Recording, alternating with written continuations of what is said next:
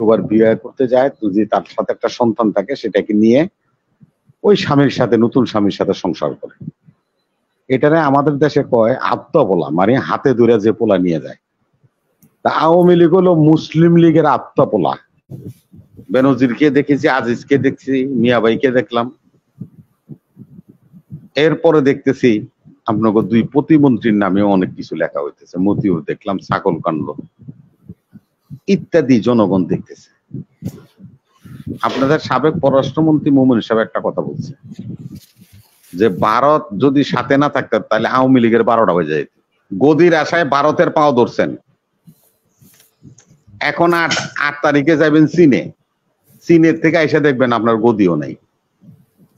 আপনারা তো জাতপাত কিছুই মানেন না, যেখানে রাইট সেখানে কাইট। আপনাদের হলো এই স্বভাব। আজকে যে বক্তব্যটা নিয়ে এসেছেন, আমাদের দেশে একটা বিখ্যাত কাব্যগ্রন্থ আছে, মধ্যরাতের অশ্বরাহী। এটা যদি কেউ পড়ে থাকেন তাহলে আপনি সদুত্তরটা পেয়ে যেতেন। তারপরে যখন প্রশ্ন করেছেন সেজন্য উত্তরটা এরকম, মধ্যরাতে ফখরুল আর গয়েশ্বর কোথায় যায়। এই বিষয়টা প্রথম দুইজন ব্যক্তি জানে, একজন হলো শেখ হাসিনা, আরেকজন হলো ওবায়দুল কাদের। এই দুইজন জানে যে মধ্যরাতে ফখরুল আর গয়েশ্বর কোথায় যায়।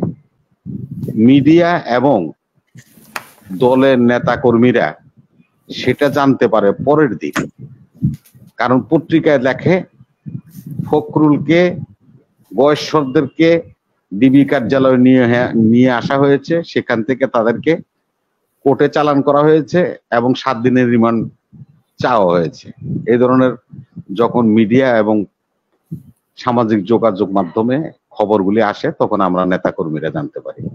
তো মধ্যরাতে কোথায় যায় সেটা শেখ হাসিনা, ওবায়দুল কাদের সবাই আগে জানে, কর্মী নেতারা জানারও আগে উনি জানেন। সেহেতু এই বিষয়ে আর আমি দ্বিতীয় কোনো কথা বলতে চাই না। আবুল কালাম আজাদ ভাই বলছেন যে একটা কথা বলছেন, সেটা হলো যে আমেরিকা ওনাদের সাথে ভালো সম্পর্ক নির্বাচনের পরে করেছে, আগেও তাদের ভালো সম্পর্ক ছিল। আবার মাঝখান দিয়ে বলছে পিটার হাসকে নিয়েও কিছু কথা বলছে। পিটার হাস তো সেদিন আপনাদের মন্ত্রীর সামনে বলছে বিরোধিতা করার নাম বিশ্বস্ততা হারানো নয়। এ কথার বাংলা অর্থ যদি না বুঝেন তাইলে তো আর আমাদের বলার কিছু নাই। আপনার ওবায়দুল কাদের যখন নাকি ডোনাল্ড লু আসলো বাংলাদেশে, তখন তিনি বললেন সম্পর্ক উন্নয়নের জন্য আমেরিকা আমাদের সাথে বিভিন্ন বিষয়ে একসাথে কাজ করতে চায়।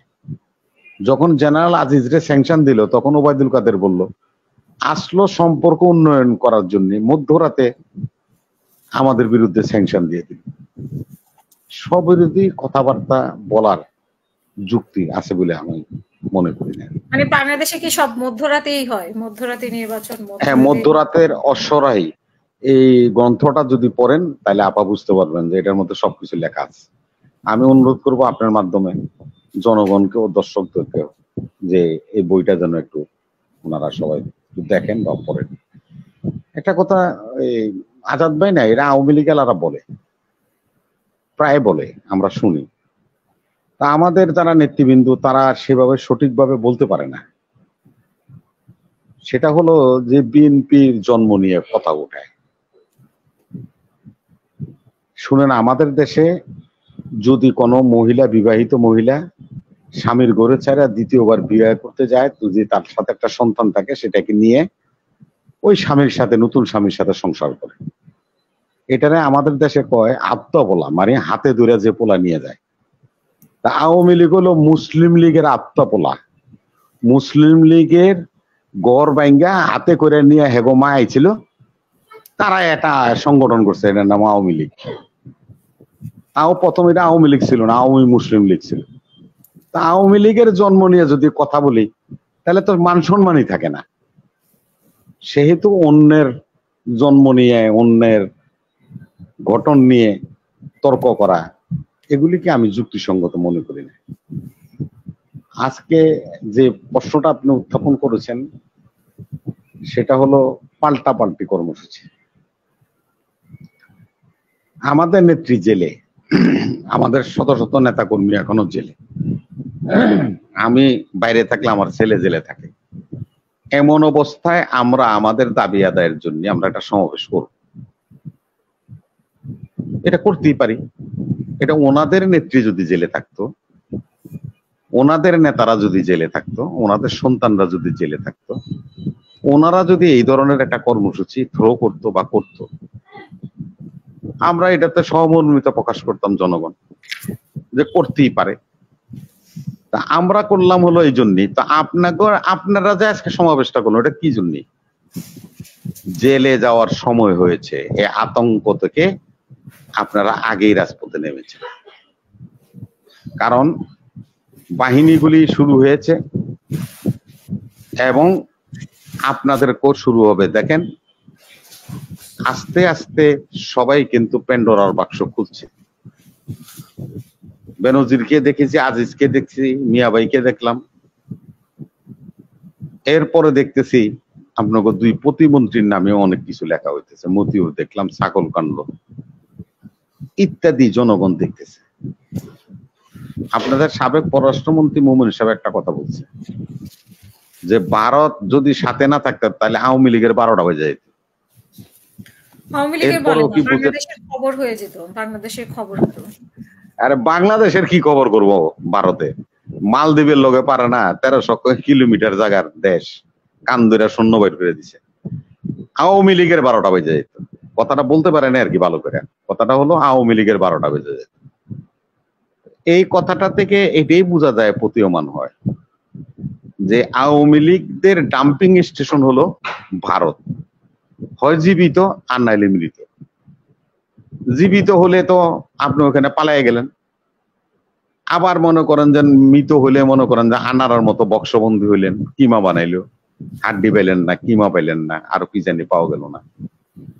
এই যে অবস্থা আওয়ামী লীগের যে পলানোর জায়গাটা, সেটা যদি ভারত অ্যাক্সেস পয়েন্টটা না থাকতো তাইলে অনেকে আওয়ামী লীগই করতো না, আওয়ামী লীগ ছেড়ে দিত। এটা আছে বলেই সাহস করে আওয়ামী লীগ করে। অপেয়ারে আপা আপনি একটা কথা বলছিলেন যে আজাদ বাইরে খুব সুন্দর দেখা যায়।